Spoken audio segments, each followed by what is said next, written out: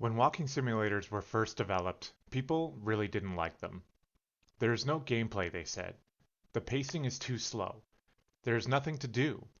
It is literally just walking. Well, it is now 2024, and you are watching a video that will do its best to convince you that the walking sim genre has come a long way, and What Remains of Edith Finch is arguably one of the best examples of this. While I may have built up a bit of a straw man to argue against, I think there are still some people out there who have ignored the walking sim genre based on preconceptions, what they may have heard other people say, or they just never gave one a chance. If you happen to be one of those people, stick around. If you already understand the feelings and emotions that a really good walking sim is capable of conveying, well, stick around anyways because you probably already played the game that we will be discussing today, and our bet is you will agree with and enjoy a lot of the points we bring up during this video. If you disagree, that's even better. We all love an interface with video games in our own way. Not every game is for everyone, and the same can be said about any particular genre. Sound off in the comments below about your opinion on walking sims or What Remains of Edith Finch. One thing I want to make clear is that this video will contain major spoilers about the game. However, we will not start getting into those until around halfway through the video after we have discussed everything else there is to discuss. So with that being said, let's get into it.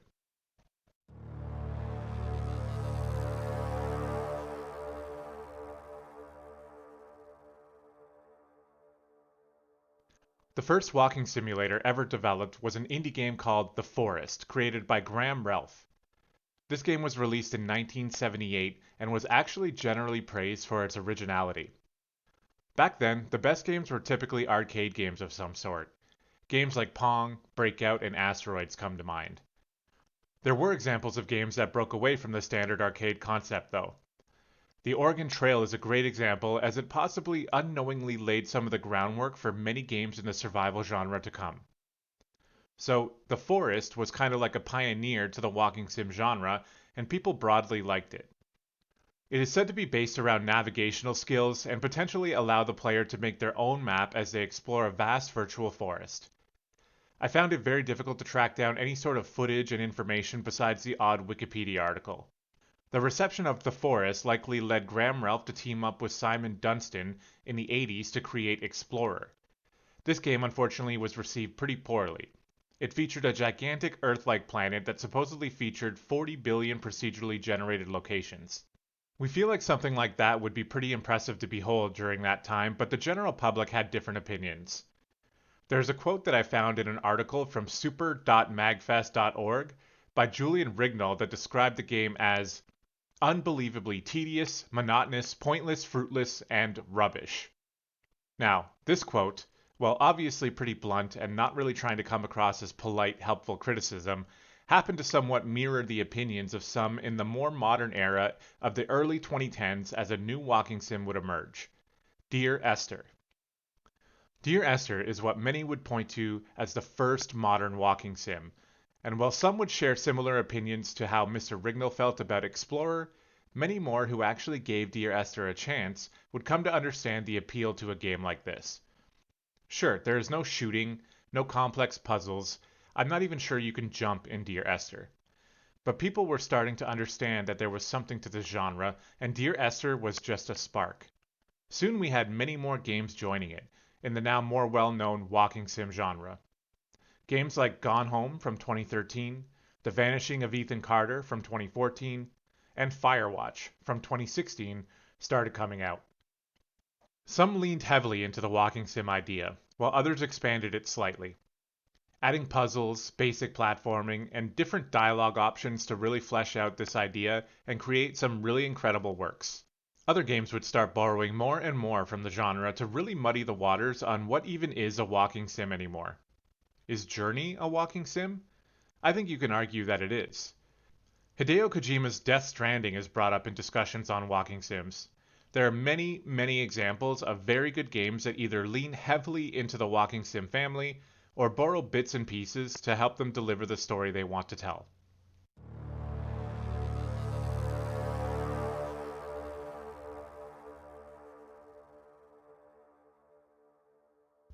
Today we are talking about one of the best. What Remains of Edith Finch.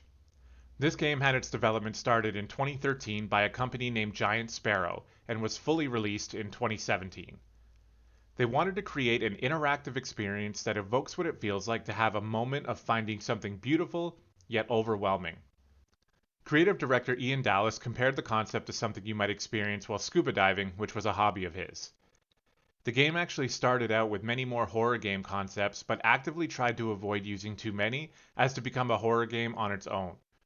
It was originally going to be called The Nightmares of Edith Finch, that had the house being much darker, requiring a flashlight and possibly including potential jump scares to keep the player on the edge of their seat. Instead, they dialed it back a lot and relied more on mystery and intrigue to keep the player wanting to move forward to learn the secrets of the house and the family. They still kept a bit of a supernatural edge to a lot of the game that we will get into more detail later. It was clear that the team had a lot of mini experiences or short stories that they wanted to share, so that led them in a direction where the player could explore each room in the house and get a feel for the personality of the person who lived there. That actually leads us nicely into the general gameplay loop that you can expect with What Remains of Edith Finch. We play as Edith, and she has returned to a home that she grew up in, several years after leaving it behind in a rush. The reason she left is a bit unclear at first, but it won't take you long to start developing an idea of why she might have left. As we move through the different areas of the house, we find all sorts of evidence from those who lived here before and during Edith's life. It doesn't take long at all to start putting pieces together, but the game leaves out just enough to have the player wanting to continue moving forward to learn more about the family and the house. Each person's room is expertly crafted to paint a really clear picture of what type of person they were, and there's almost always a journal entry of some sort that we can go through to get an even deeper understanding. These entries don't always take the form of a journal. In fact, they usually don't, but we will keep calling them journal entries just to keep things simple while discussing them in this video. Opening up these journals will transport Edith back in time to the perspective of the person whose journal we are reading. We will get into more detail on these journal entries later on, but we find this to be one of the most interesting parts of the game. Not necessarily the story being told in these entries, although they are compelling in their own right. What we found to be really neat is that each person's perspective is incredibly unique. It takes their age, their attitude, their personality, and even their relationship with others in the house into consideration, and this leads to some fascinating storytelling that we don't think would have worked so well if they didn't take this approach. One interesting design choice by the team was to leave some of the mini experiences open-ended and somewhat vague as to what actually happened. Adding a touch of supernatural elements to the stories can leave a lot of what happened open to interpretation. The game takes place on Orcas Island in the state of Washington in the United States, and appears to come across as a realistic, modern-day version of this location. The player shouldn't really be expecting any sort of fantasy or magical happenings in the game as they set out. But when reading through journal entries of Edith's late family members, things can get a bit hazy. During our actual playthrough of the game, we had a handful of questions about certain scenarios, even going as far as to speculate what actually happened to some of the different people. We feel like the majority of the scenes we experienced were highly satisfying. It was fun to take a few minutes after each story and think about that person, to imagine more about their life and consider how they ended up in the situation they were in. There were a couple stories that we think fell a bit flat. They might have been a little too vague and mystical for us to make any sense out of. Other people may not have felt the same way, however, and that is a pretty cool ramification of using this kind of storytelling device. What makes sense and clicks in our heads may not be the same thing for you. For some of these stories, it's possible for different people to have wildly different ideas of what actually happened. So, while a couple of the scenarios didn't really sit right with us at first, knowing that others might have easily understood or found an interpretation that makes sense to them seems to fit what the development team was shooting for, so we can't really dock it points for that. I believe the team achieved what they set out to do here. Speaking of achieving what they set out to do, let's talk about one of the game's best achievements.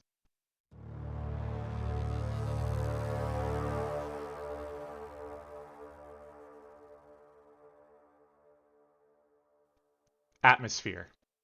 It should be pretty clear that most entries in the walking sim genre are going to want to nail this part of their game. With minimal gameplay options to rely on to draw the player in, atmosphere is going to play an incredibly large role in achieving this goal. It doesn't take long at all for What Remains of Edith Finch to show the player that they mean business in this regard. The graphical fidelity of this 2017 game is exactly where it needs to be to have you believing this is a real place, where real people lived and has a real history. It starts off strong with the initial walk up to the house, but just gets better and better the farther into the game you get. It is difficult to explain the entire scope of what makes the atmosphere so great without getting into other aspects like sound design and gameplay mechanics. They all work so well together in what results in a cohesive gameplay experience that again delivers on the exact vision for the game the developers set out to create. From the ambient sounds of the forest and weather, to the lighting and mood in certain rooms of the house, the sounds of Edith's footsteps, her comments on different things lying around, to the actual decoration and interior design of the rooms all work to enhance the atmosphere. You get the idea right away that this was the team's main priority when developing this game, and it really shows. That's even without mentioning the actual journal entries, which allow the game to expand its scope into a more surreal dimension where we see the world through a completely different person's eyes.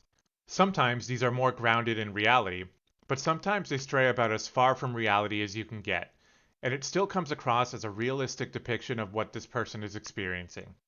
It's difficult to fully explain this without spoiling specific parts of the story, but just take our word on it for now, as we will prove to you later on what we mean when we get into spoiler territory. All of this comes together to provide the player with enough incentive to keep moving through the game, as you start to trust that the rewards will be worth it. If there is one thing we really want to hammer home during this section on atmosphere, it's details. There are so many details in this house that serve as fuel to your questions and your speculations. Oh look, this room is filled with cookbooks. Look at all these pictures on the wall. I wonder if these are all members of the family. Look at all these little finches around the place. Look at all of Milton's drawings on the wall in some of the more hidden locations. I wonder if that means anything, etc. There's a specific moment where you might notice a broken railing upstairs that has been repaired. You should already know that you're going to get an explanation as to what happened there.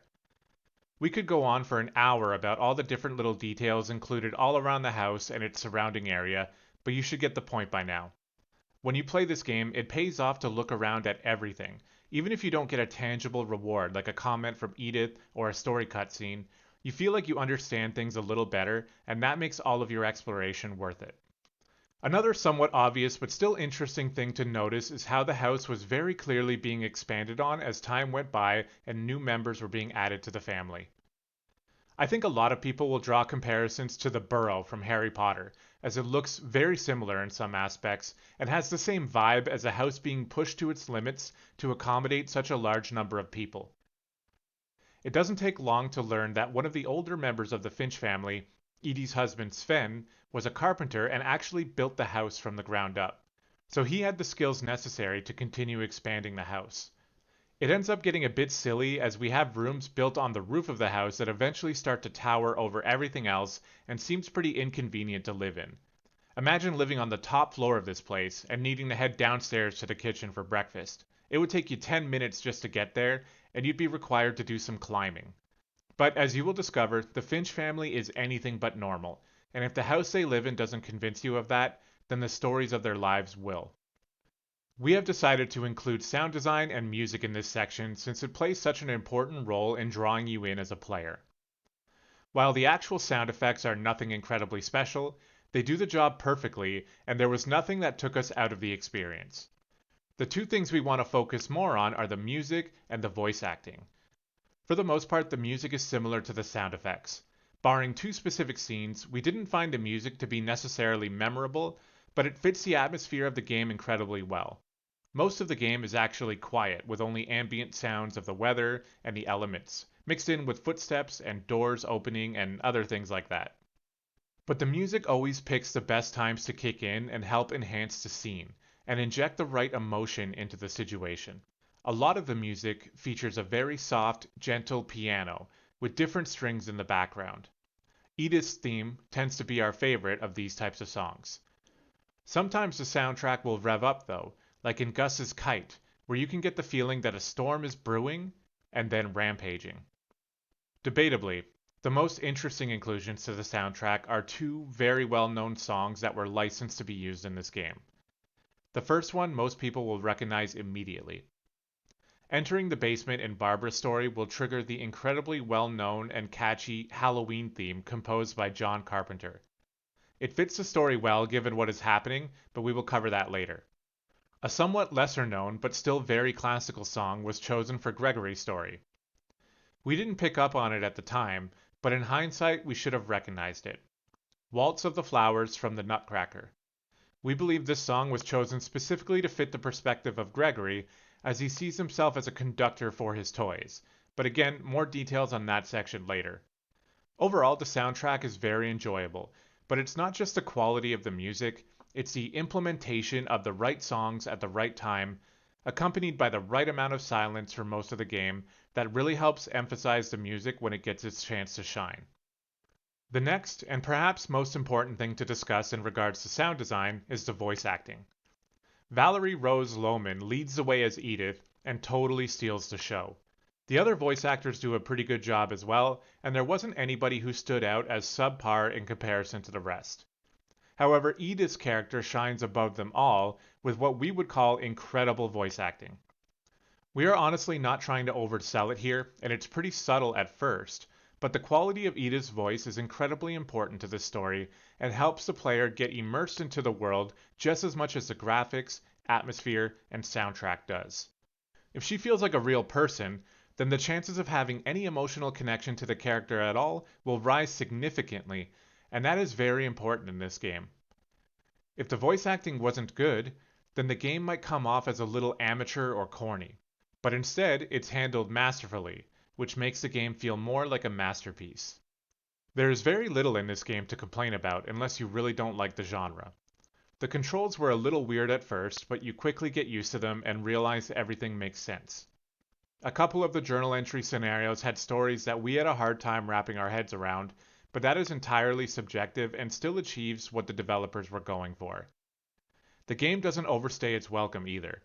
It took us approximately 2.5 hours to complete, and we played it pretty slowly, looking at everything to try to get the full picture. If you like what you have seen and heard so far, and you haven't actually played this game yet, this is the time to stop and consider if you would. It doesn't take long, and you can come right back to this video after and break down the story with us. Consider this point in the video your firm spoiler warning. From now on, we will discuss the story in full from start to finish. Let's go through the story step by step and see if we can make heads or tails of it at the end.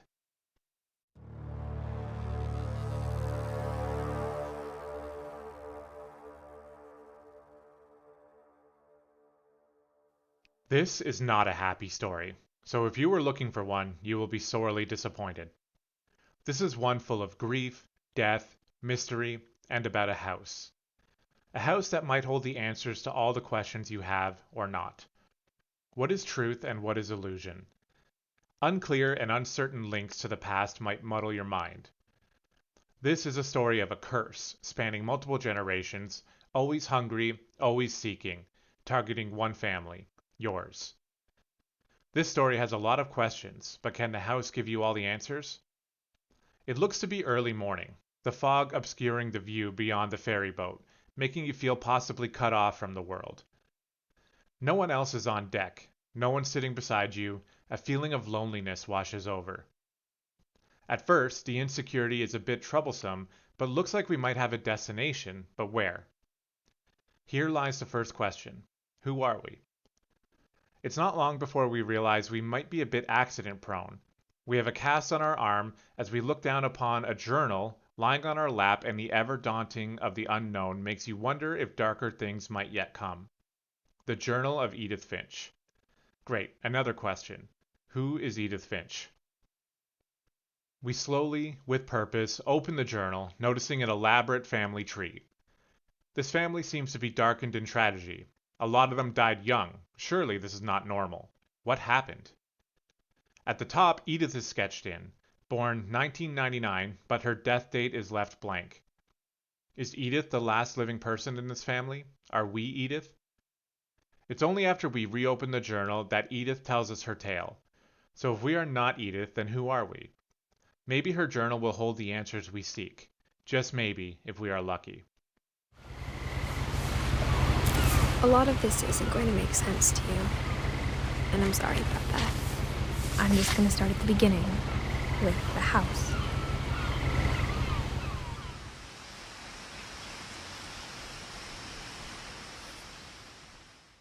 It's a gloomy, depressing atmosphere that starts Edith's flashback. Not so far off in the distance, a twisted tower of a house pulls us deeper in, and this is where it all begins, so it seems. We find out that Edith is visiting her childhood home after being away for years. 7 years, it seems like, from the mailbox with urgently marked bills that have gone unopened. Last time she was here for her brother Lewis's funeral. As Edith wanders down the path and through the woods, we learn that for the longest time a good portion of the house was inaccessible to her. But now she has a key left to her from her mother. It's for the house, the one that made her uncomfortable as a child, and now as a 17-year-old coming back, she realizes it wasn't uncomfortable, but more that she has been afraid of the house. How can you be afraid of a house? The house, long abandoned, doesn't feel normal. The eerie stillness that had settled over Edith as she had walked up the path brings uncertainty, and it's not a good feeling. The house seems to tower up and up, the add-ons of additional areas twisting it ever skyward.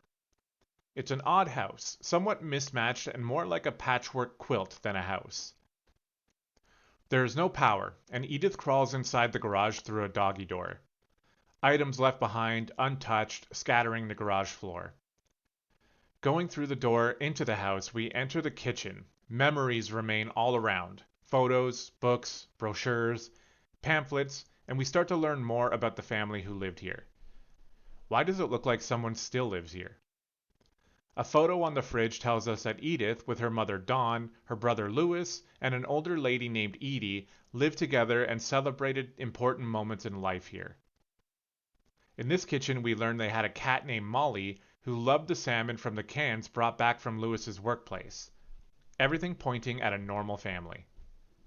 As we explore through the halls and living room, we get a sense that many people lived here. But it's when Edith says, nothing in the house looked abnormal, there was just too much of it, like a smile with too many teeth, that we realize that the people who lived here surrounded themselves with things, lots of things, that were important to them. Scattered memories of a music box in the hallway built by great-grandpa Sven for Barbara, the stones from the fireplace in the living room that came from the old house that sank, the missing posters in the entryway from when Milton, Edith's younger brother, went missing and was never found, and a mysterious locked-away library guarding its hidden secrets are just a few that are quite noticeable. It's the stacks of books, kitchen items, and remnants of a last meal all left untouched that hint at a fast escape from it all. This is not a good sign. A house that seems abandoned, everything left as is. It makes you feel the need to explore and uncover its history. What is the house's mystery? There is not one of us who at some point in our lives wishes to escape reality, a troubled past, or even a complicated family, dreaming of a brighter future. Everyone is touched by those around them, and touched by death, and the Finch family has many stories. When Milton disappears, Edith's mother sealed up all the bedrooms, but great-grandma Edie retaliated and drilled peepholes on each door to be able to look in and remember who was once there. Each door and room has its own personality, based on the person who lived in it and possible hints to their story. It starts with taking the first steps upstairs. What lives did the family who lived here have? Unlike Molly's room, Walter's room was never sealed. The deep-sea-inspired room lies empty other than the sharks and train painted upon the walls. We find a book on a ledge, but it's locked. 20,000 Leagues Under the Sea. Do we have the key? What does this unlock? Lewis had told Edith about the secret passages inside the house, but she never believed him. The key that was left to her unlocks the book which starts us on our adventure path. Climbing through the passage, we end up inside Molly's room, which was next door but locked shut. It is of some note that Milton left his mark throughout the house, as like in this passage, where he painted a cat with wings on the wall. Throughout the house's passages, his presence can be seen and felt. Her room painted pink, a blossom-styled bed up against the wall, wooden ornaments hanging around, and hints of her love for nature with her many stuffed animals and even a dedicated, apartment-inspired gerbil drawer give you a sense of a typical young girl. The books about monsters in the bookcase, the jellyfish stuffy on her bed, the skull on her desk, and the Pacific Ocean depth chart hanging on the wall tells of her fascination with some unsettling creatures. When we open her journal, we are flashed back to the night of December 13th, 1947. Molly gets sent to bed without dinner. In her attempts to find food, she considers a few things: her gerbil's food, the toothpaste in the bathroom, the weird berries near her window, and then thinks about eating her fish Christopher, but manages to hold back. It's then that things get weird as she becomes a cat chasing birds, scaling the trees and rooftop in the moonlight, an owl that's hunting after rabbits in winter farmlands, a shark after returning to the ocean hunting a seal, and lastly a sea monster in the foggy nighttime on a boat that eats people, before returning to her room and waking up thinking the monster is under her bed. Was this a dream or something more sinister? The most likely reason for her death is that the berries and/or toothpaste were poisonous and she had been hallucinating the strange things as she wrote in her journal and then died from the effects. Molly's story has to be one of the strangest in the game.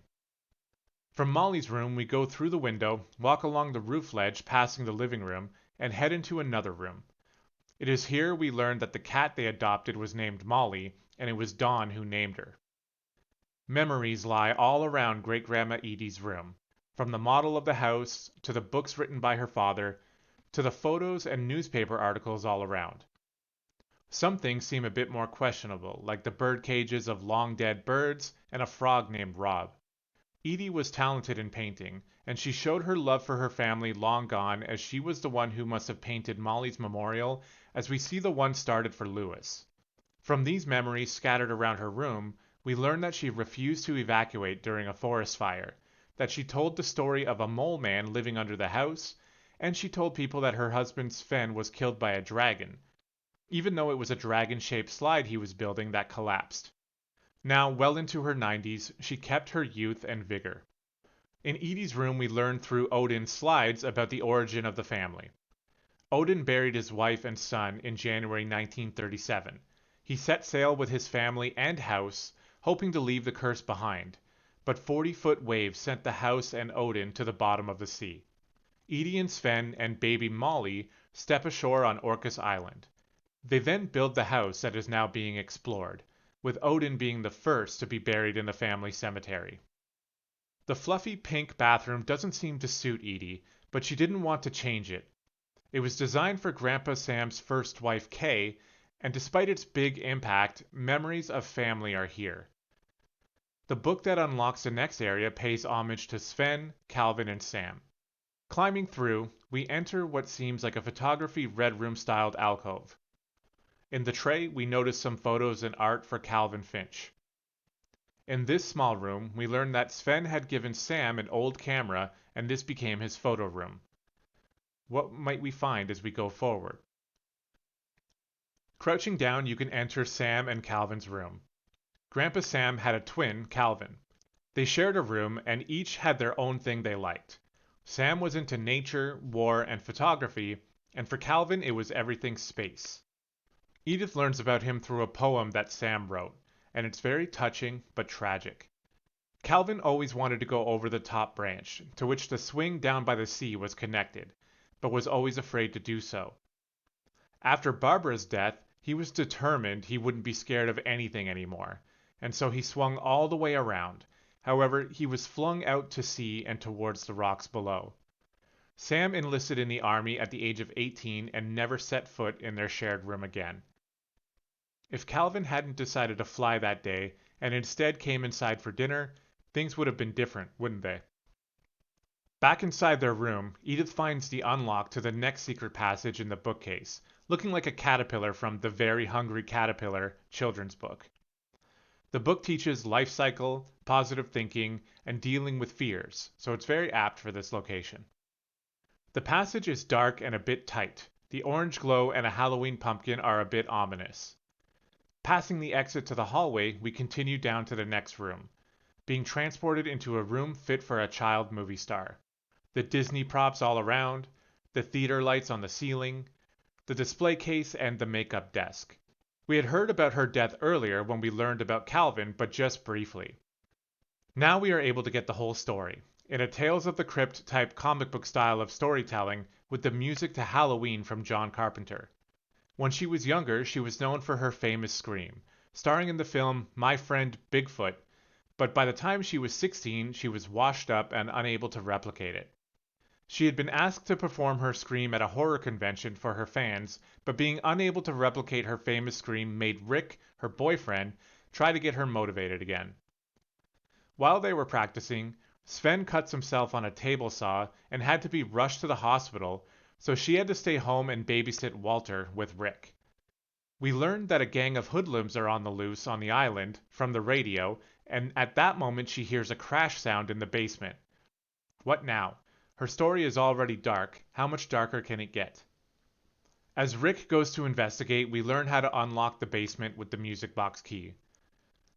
Through the comic book, we investigate the creepy basement in which we find a fridge moving oddly, and so we are inclined to open it. A jump scare. Rick jumps out in a monster mask to scare Barbara, but she can only say, "Oh dear," which to be honest made both of us laugh out loud. She kicks Rick out and falls asleep on the couch downstairs, only to wake up hours later to Walter yelling for her, but she cannot find him. She finds the gang leader Hookman upstairs and arms herself with a crutch. She tries to be brave and hits him.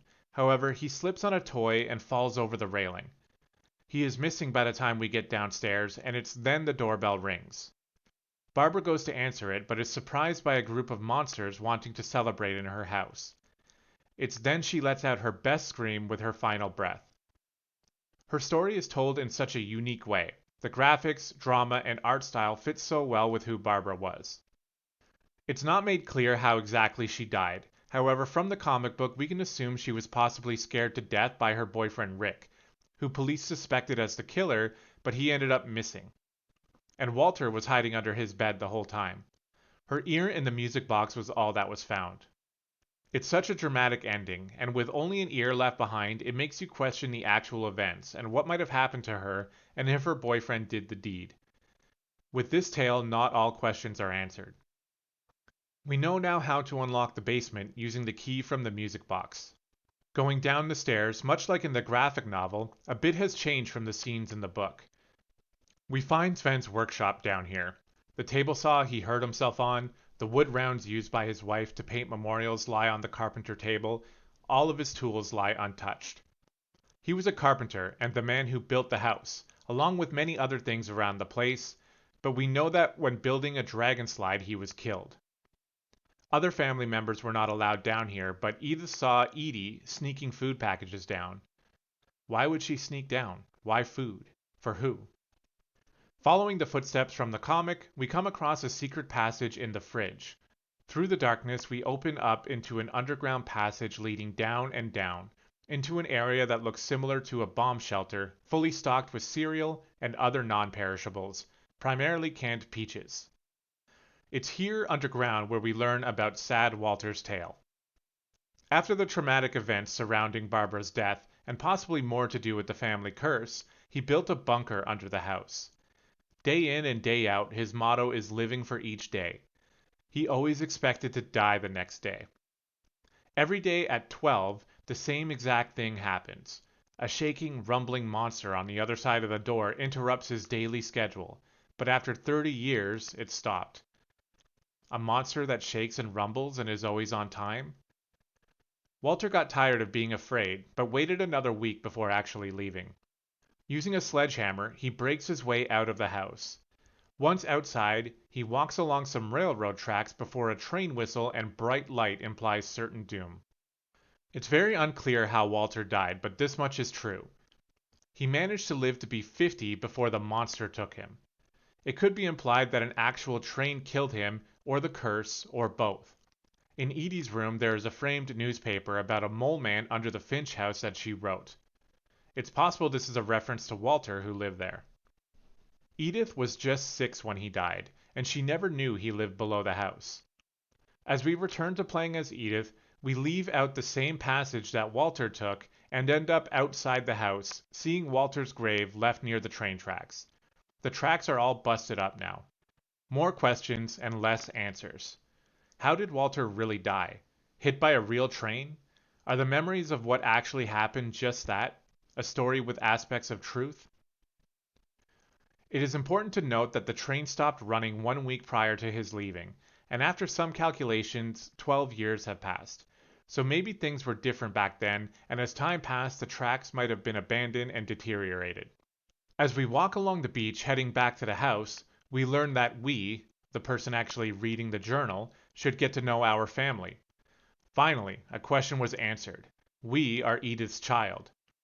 Edith hints at not quite believing all of the stories, but anything seems possible. Where does imagination and reality draw a line? It's nighttime as we climb back up to the house, and we find ourselves in the family cemetery for not just the family, but some pets as well. The cemetery is one of our favorite parts, as it emphasizes how large the family was and how much Edie cared for the entire family, pets included. The monument to Odin at the top of the hill overlooks the sunken house out in the water, which is the perfect place for his monument. Each family member has a customized gravestone. Molly, with a sleeping cat angel resting on top. Calvin, with his spaceship. Sven, with a carpenter saw. Walter, with an underground rock with a very tiny train in it. Barbara, with a famous star. We know their tragic stories, but there are more family members here. There is a sense of foreboding at seeing Edie's grave with her book of words. Was she not able to escape the curse after all? We see other gravestones with symbols and wonder what their stories are. Gregory, who died very young. Sam with an American flag. Gus with a wind spinner. Sanjay with nothing special.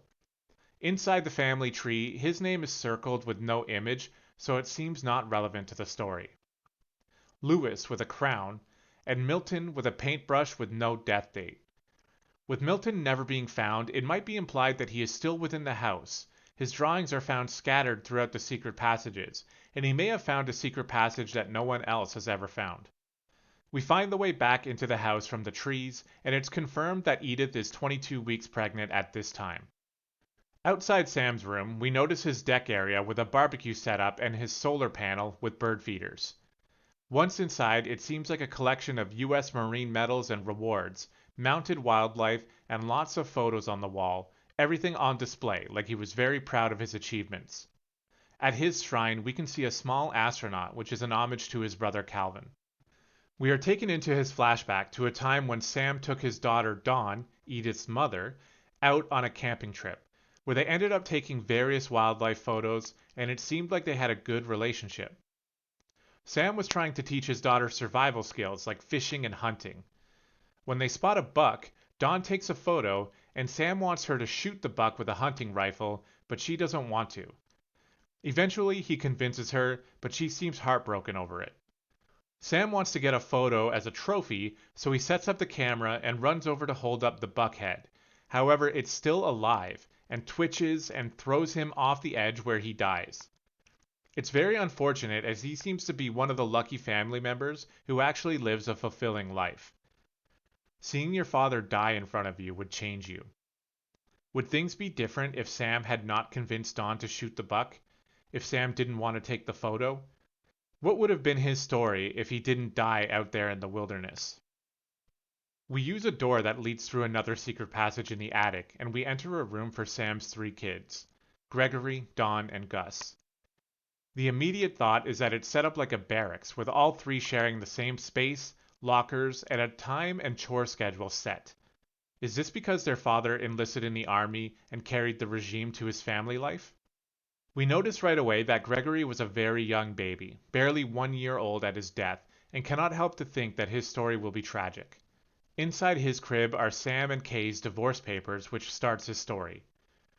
It all starts with the baby having fun in the bath, playing with his toys and messing around, while his mother Kay is on the phone arguing with Sam as they were getting divorced. Gregory is playing with his toys in the tub, when he somehow is able to throw one of them to turn the bathwater back on while Kay is not paying attention. The tub fills up and overflows. We see through the eyes of Gregory, who is imagining he is friends with all these little toys and kind of orchestrating them around. In his imagination, he swims down the drain like a frog and he drowns, all to the tune of Waltz of the Flowers from the Nutcracker. When we were in Edie's room, we noticed on the bathroom sink there was a small plastic green frog. Interesting fact is that the developers consulted with several families about how to deliver this story, as they didn't want to come across as insensitive. Next to Gregory's bed is a bed that was for Dawn, but it's empty, without even a mattress. It's at the next bed for Gus that we see another memorial area. Beside his bed is a poem written by his sister Dawn. His painting shows him as more of a rebel child, with a mohawk and spiked bracelets, and into scary movies that are found near his bed. The poem tells us of how he was forced to attend his father's wedding, but didn't want to go. His father was remarrying, and he didn't agree with that idea at all, so he rebelled and flew his kite during the wedding. A storm was gathering outside, and while everyone sheltered inside a tent, he stayed outside. Why did he think it was a good idea to be stubborn and stay out in a storm? It is implied he was caught out in the storm with all the debris flying around and he died.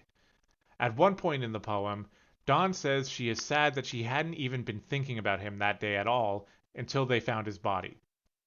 As we continue to explore the room, we find a climbing wall, and once upstairs we find the loft where Dawn stayed. After her brothers died, she didn't want to be surrounded by their things and needed a place of her own. Well, that answers why her mattress or things are not downstairs.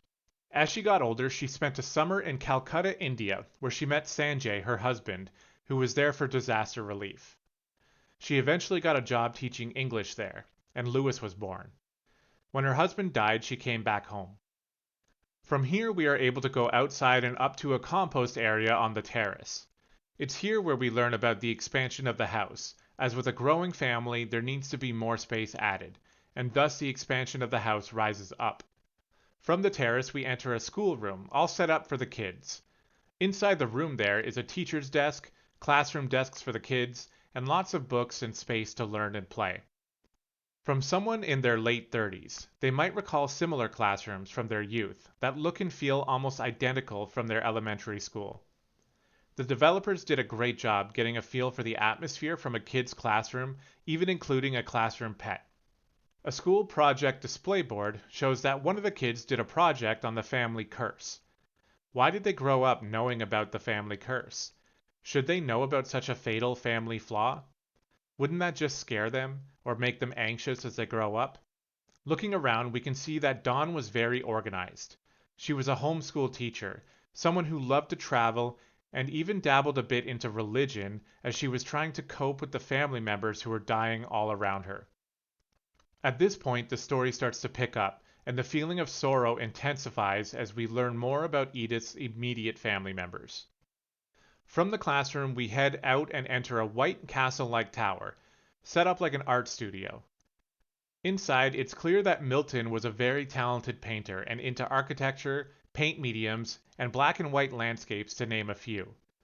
It's in the flip book of Milton Finch in the Magic Paintbrush we learn of him drawing and painting a door on canvas in which he walks through and leaves. This might mean that he is missing somewhere in the house, in some secret passage that nobody has found yet. However, it can also symbolize his escape from reality in his paintings, maybe quite literally. The fate of Milton leaves more questions.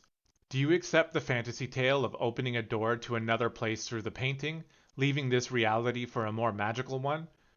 Or did he get trapped and lost somewhere in the house? From an interview with Ian Dallas, he answers the most asked question regarding Milton and his disappearance, and his link to the Unfinished Swan, the first game made by Giant Sparrow, and if it was an Easter egg or not. Ian's response was as follows: "Yes, I'd consider it canon. Also worth pointing out, since I've seen some confusion about this online, Milton is the king, not the protagonist in the Unfinished Swan. The protagonist already has his own perfectly serviceable name, Monroe."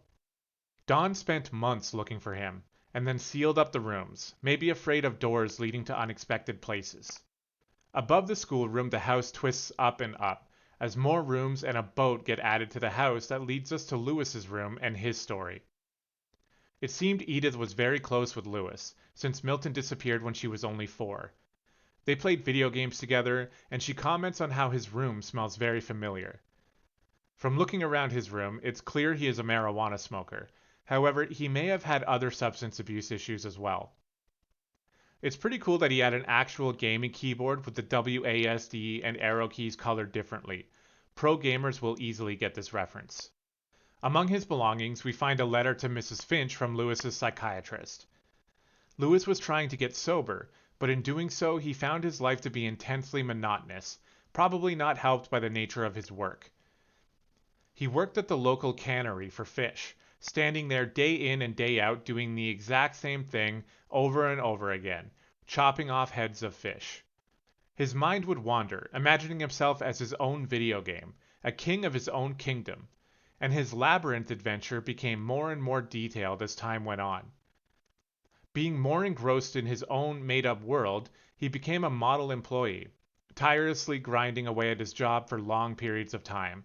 However, his mind ever expanding, taking him further away from reality. There is a little Mario reference in his imagination, as his journey grew to include a world map and him sailing away to different cities, all associated with him and his wish to rule his own world. There's Lewistopia, New Louisville, St. Louis, and even Minneapolis. In his fantasy kingdom, we see a whale. Can this be a reference to his Uncle Gregory's toy whale? Also, back in Milton's room, there was a boat. Was this the reference to the boat that Lewis used to sail away on? Being lost in his own head gets so bad that he forgets to leave the cannery and just stays there. It now seems his imagination is more powerful to him than real life, and he grows to hate his own true self and eventually gives in to his imagined self, eventually ending his own life. The guillotine used in his imagination is in reality a machine used in the cannery. This story is probably the saddest in the game, and along with Gregory's story, one of the most upsetting ones that Edith learns about. The crown that is placed upon his head is the same crown we saw on his grave in the cemetery. Up at the tallest part of the house is where Dawn and Edith lived, in a small apartment at the top of the world. Lots of things were left, with boxes half packed and things that didn't make the cut. Leaving memories behind touches at the soul. The special items of cherished loved ones left behind seems like it would hurt. Edith's room is upstairs with lots of glowing stars and birds. It seems as if she loved reading and journaling. Lewis's death was the last straw for Dawn, and after his funeral she decides that they need to leave the house behind. She waited to tell Edie until the day before they planned to leave, even though it would most definitely cause Edie to take it badly. Edith cherished family, and it shows as it was her who painted every memorial portrait found in each room. How can someone tell their grandmother that they are leaving the day before? How much pain that must inflict, especially for somebody who is as family-oriented as Edie. During their last meal together, she has seen them pack all day and knows that things are changing. It's during this meal she is noted to have alcohol, which Dawn notices and reminds her of the effects of that combined with her medication, in which Edie doesn't care. Edith is told to leave the room so they can argue. We learn that it's Edie's last night here as well. When we first arrived and entered the kitchen and saw the remnants of the last night, we also saw a brochure for a retirement care home, and now can safely assume that Edie was to go there the next day. While they are arguing, Edith ventures down the hall. It's all dark as the power was turned off earlier, and she heads towards the library. It's here where we learn of the secret entrance in the bookcase at the side of the door. As we walk around, we can hear Edie and Dawn arguing about the curse and how leaving won't change anything about it. It's at this moment we learn of Dawn's resentment to Edie, telling the stories of past family members, and she blames Edie for her children's death. Now that might answer why Dawn waited until the last minute to tell Edie they were leaving. Instead of leaving in the morning like originally planned, Dawn now wants to leave tonight and send the retirement van to get Edie in the morning. We find a journal on a table, and it's from Edie to Edith, about the time she was born, and how it was the last time Edie ever was able to go and see the old house out in the water because the tide went out so far. Just when some questions might be answered in the journal, we are ripped away, as Dawn stops us from learning any more. They leave, and Edith never sees her great-grandmother again. Yet again, we are stopped short of getting answers to all the questions we had and continue to have throughout the game. In the morning, the retirement van comes, but Edie is already dead. The reality of living a long life and then having the ones you care about leave might have been the final straw that led Edie to have a drink combined with her medication that night. Edie didn't want to leave the house and give up all those whose memories surround her every day, and thus she chose her fate rather than have the curse make the decision for her. She was the oldest of all her family and had to suffer loss after loss, and that was her curse. Edith and Dawn moved around a lot after that, running away from the curse, trying to make ends meet. Time passes, and Dawn gets sicker and sicker, having some good days but more bad days, and eventually dies. Edith is alone until she finds out she is pregnant. The last scenes are from the unborn child being birthed and learning about Edith's fate. We can hear a heartbeat. The heartbeat of our mother slowly fades and we are born. Edith takes her final breath. Now we know who we are. We are Edith's child and the last Finch alive. In an interview, the question was asked of Ian who the final living family member's name was, and the answer was, his name is Christopher. I can't remember if I named him after Molly's goldfish or after our level designer Chris Bell. Maybe both. At Edith's final resting spot, her grave lies in the family cemetery, located beside her older brother surrounded by flowers. We hold our own flowers and finish reading her journal, and as the scene pans out, we see the house for the final time. Standing strong, full of cherished family memories, and wondering about our future and if we can break the curse. We will never know, but just maybe it will be different this time.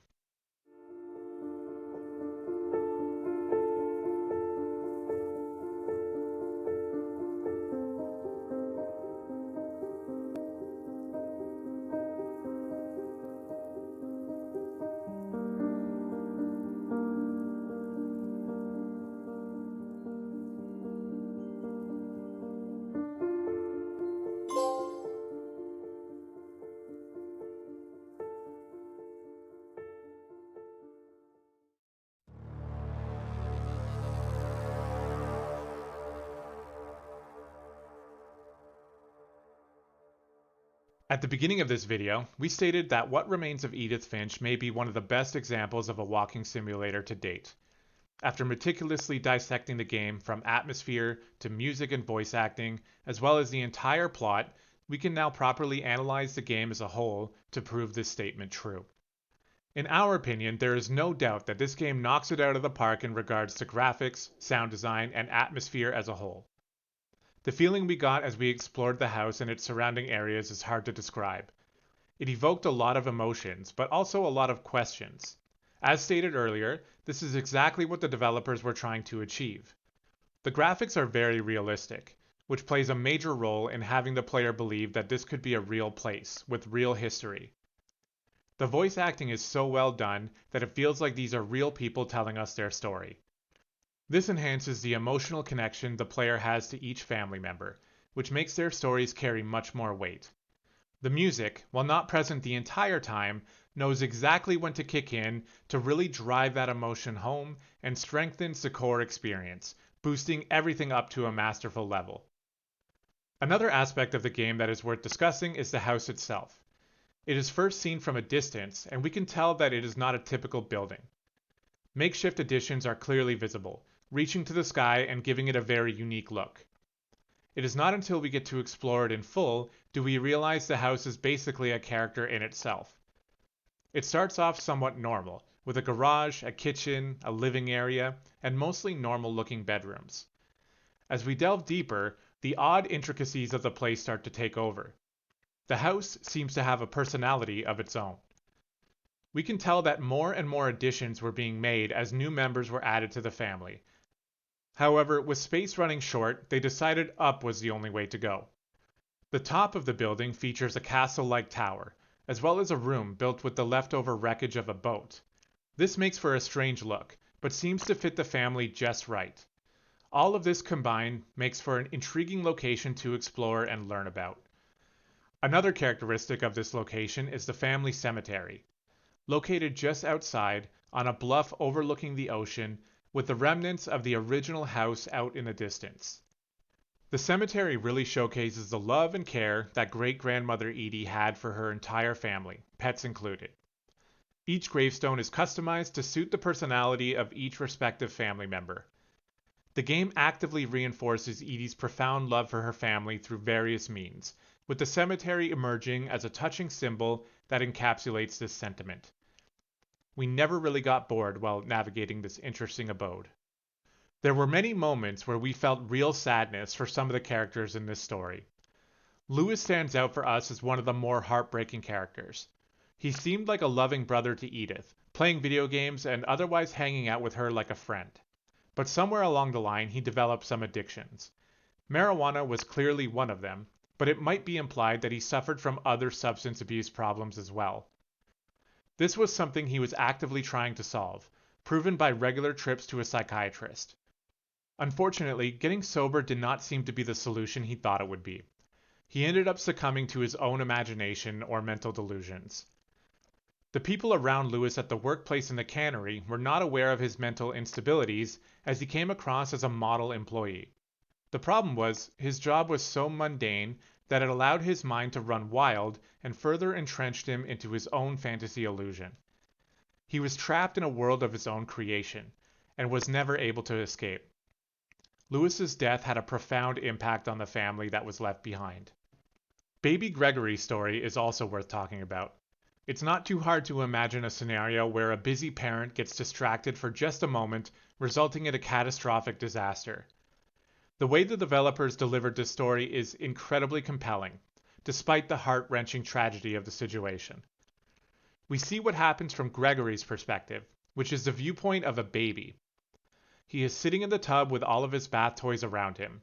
He clearly sees himself as some sort of conductor for his little toy friends.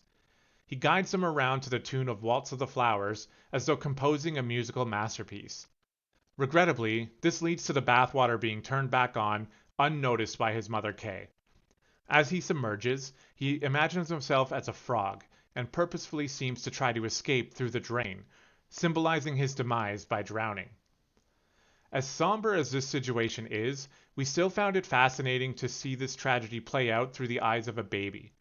A baby would have no comprehension of what was happening, and it makes sense to imagine that this might be an accurate depiction of their experience in this situation. The developers also played around with this concept in Molly's story, as she was a young girl with a vivid imagination as well.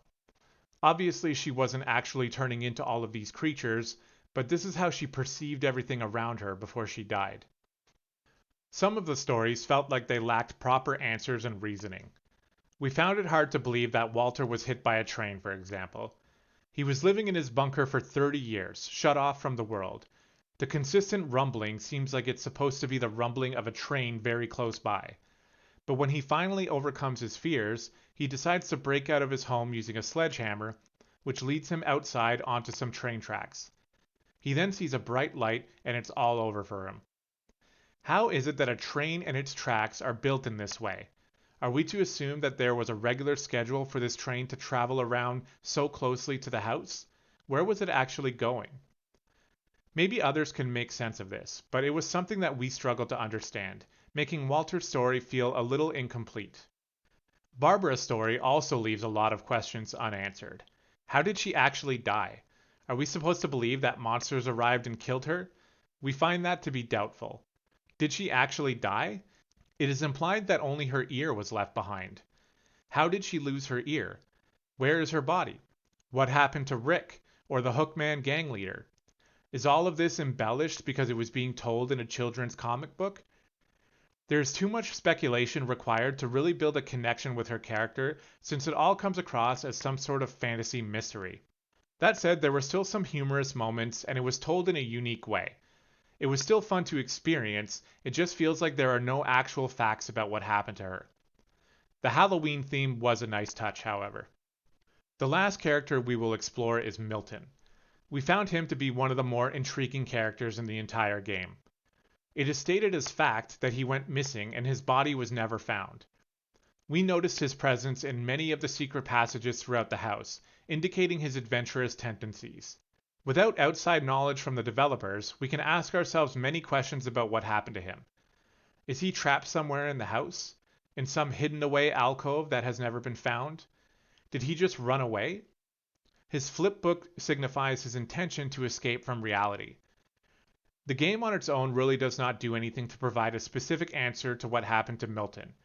If you had played Giant Sparrow's first game, The Unfinished Swan, you might be able to piece some things together, but if not, it will be left to your imagination.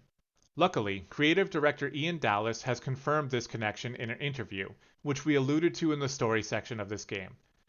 It is canon that Milton actually did travel through a magical painted doorway and was transported to another realm, as a king in their previous game. Unlike our issues with characters like Walter and Barbara, Milton's story is a bit more intriguing given its actual mystical component. It feels like Milton was added to the game as more of a hidden Easter egg connecting both games. Having a character like this allows the idea of a potential magical force existing in the world of Edith Finch. If we choose to believe in that magic, this opens up possibilities for other stories to be influenced by magic as well. The story is about a family curse, after all. In contemplating whether What Remains of Edith Finch deserves recognition as one of the finest walking simulators to date, our personal opinion is yes. Although this is obviously a subjective question, we firmly believe that the game not only attains the aspirations common to walking sims, but also distinguishes itself as an exemplary standout within the genre. While the allure of walking simulators lies in the immersive exploration of worlds and deliberate storytelling, Giant Sparrow elevates its experience by embedding a profound emotional resonance within each character's narrative. The game encourages individual interpretations, allowing players to connect deeply with different family members. In this way, we can conclusively state What Remains of Edith Finch is a masterpiece within the ever-expanding genre of walking simulators. Do you agree with our assessment? Let us know in the comment section below. We would like to thank each and every one of you who has made it to this part of the video. This channel was created to compile a compendium of our experiences with all sorts of different games. We enjoy games from a wide array of genres, and you can expect to see many different critiques in the future. If this is something that interests you, please hit the like button and subscribe to our channel so you won't miss future videos. Thanks again for your support, and we will see you next time.